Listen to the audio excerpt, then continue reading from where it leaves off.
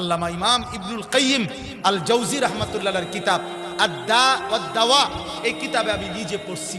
তিনি বলছেন পূর্ববর্তী জামানায় এমন বহু বহু পাপী নাফরমান বান্দা যে ছিল মুসলমান, কিন্তু ইমানের হালাত হয়েছে এই যে মৃত্যুর পূর্বে গানে বাদ্যে এত আসক্ত ছিল, নারীতে জিনাতে গান বাদ্যে।